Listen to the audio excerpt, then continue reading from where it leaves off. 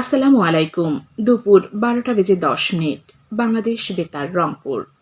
খবর পড়ছি কাজলী হাবিবা। প্রত্যাশার রাষ্ট্র গড়ে তোলার জন্য গণভোটে অংশ নিয়ে হ্যাঁতে সিল দেওয়ার আহ্বান জানিয়ে জাতির উদ্দেশ্যে বার্তা দিয়েছেন প্রধান উপদেষ্টা অধ্যাপক ড. মোহাম্মদ ইউনূস। গতকাল সন্ধ্যায় জাতির উদ্দেশ্যে তিনি এই বার্তা দেন। প্রধান উপদেষ্টা বলেন, আগামী নির্বাচনে গণভোটেও অংশ নিন। রাষ্ট্রকে আপনার প্রত্যাশা মতো করে তোলার জন্য হ্যাঁতে সিল দিন। নতুন বাংলাদেশ গড়ার চাবি এখন আপনার হাতে উল্লেখ করে দেশবাসীর উদ্দেশ্যে প্রফেসর ইউনূস বলেন, হ্যাঁতে সিল দিলে নতুন বাংলাদেশ গড়ার দরজা খুলে যাবে। হ্যাঁতে আপনি নিজে সিল দিন, আপনার পরিচিত সবাইকে সিল দিতে উদ্বুদ্ধ করুন এবং তাদেরকে ভোট কেন্দ্রে নিয়ে আসুন, দেশ পাল্টে দিন। প্রধান উপদেষ্টার বার্তা বাংলাদেশ বেতার ও বাংলাদেশ টেলিভিশন সম্প্রচার করে। গণভোট ও ত্রয়োদশ জাতীয় সংসদ নির্বাচন উপলক্ষে ভোটারদের সচেতন ও ভোটদানে উদ্বুদ্ধকরণে রংপুরে ভোটের গাড়ির প্রচারণা কার্যক্রম শুরু হয়েছে। গতকাল রংপুরে জুলাই স্মৃতিস্তম্ভ চত্বরে প্রচারণা কার্যক্রমের উদ্বোধন করেন তথ্য ও সম্প্রচার মন্ত্রণালয়ের উপদেষ্টা সৈয়দা রিজওয়ানা হাসান। এ প্রচারণা কার্যক্রমে বিভিন্ন শ্রেণী পেশার মানুষ স্বতঃস্ফূর্তভাবে অংশ নেন। এ বিষয়ে এখন শুনুন আমাদের রংপুর জেলা সংবাদদাতা মেরিনা লাভলির একটি প্রতিবেদন।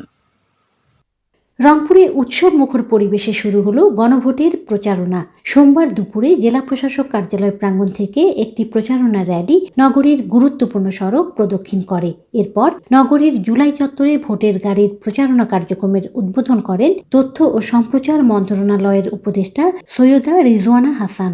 এ সময় তিনি সংস্কারের মাধ্যমে প্রভাবমুক্ত নতুন বাংলাদেশ গড়তে গণভোটে হাঁয়ের পক্ষে রায় দেওয়ার আহ্বান জানান।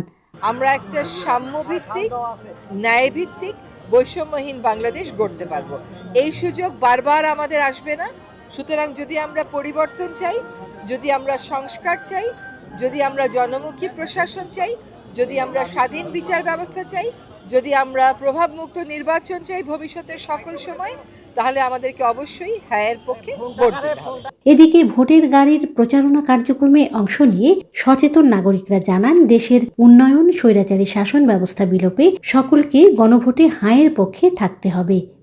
আমরা তো জানি যে হ্যাঁ ভোট দিলে কি হবে, না ভোট দিলে কি হবে। যেহেতু আমরা হ্যাঁ ভোট দিলে আমাদের সংস্কার হবে বা আমাদের উন্নতি হবে, আমরা জানি, সেজন্য আমরা হ্যাঁ ভোটকেই। এই গর্ত থেকে যদি আমরা আমাদের ভবিষ্যৎ প্রজন্মকে বের করে আনতে চাই, তাহলে অবশ্যই আগামী নির্বাচনে আমরা হ্যাঁ ভোট দিব এবং হ্যাঁ ভোটে সকলে অংশগ্রহণ করব। আর কখনো যাতে এই ধরনের জুলাই, এই ধরনের গণহত্যা যাতে আর এই বাংলাদেশে সংগঠিত না হতে পারে, তাই আমরা গণভোটে সবাই হ্যাঁ দিই। জি, গণভোট তো আপনার দেশের প্রতিটা নাগরিক এটার পক্ষেই আছে। গণভোটটা তাদের মতামতের পক্ষেই আছে।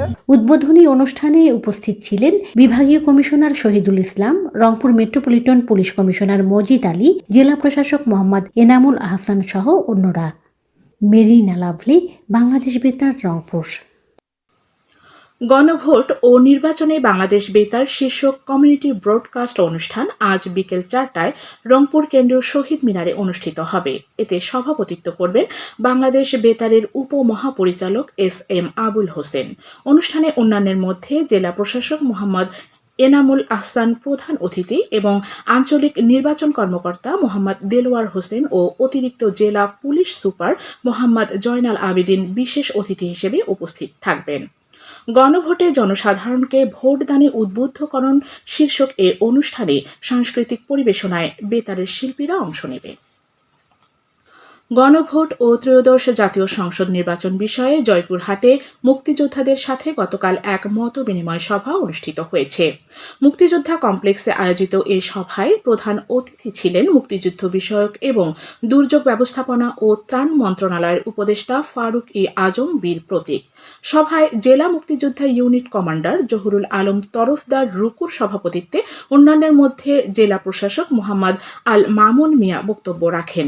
এদিকে কুড়িগ্রাম সদর উপজেলার মোগলবাসী ইউনিয়নে গণভোট ও ত্রয়োদশ জাতীয় সংসদ নির্বাচন উপলক্ষে ভোটার উদ্বুদ্ধকরণে গতকাল সচেতনতামূলক উঠান বৈঠক অনুষ্ঠিত হয়েছে। উপজেলায় নির্বাহী অফিসার ইসমাইল হোসেনের সভাপতিত্বে এতে প্রধান অতিথি হিসেবে উপস্থিত ছিলেন কুড়িগ্রাম জেলা রিটার্নিং অফিসার ও জেলা প্রশাসক অন্নপূর্ণা দেবনাথ। সব শেষে আবহাওয়া। আজ সন্ধে 6টা পর্যন্ত পূর্বাভাসে বলা হয়েছে দেশের অভ্যন্তরীণ নদীবন্দরগুলোর জন্য কোনো সতর্কবাণী নেই এবং কোনো সংকেত দেখাতে হবে না। খবর শেষ হলো। আমাদের পরবর্তী স্থানীয় খবর প্রচারিত হবে বেলা 2:05।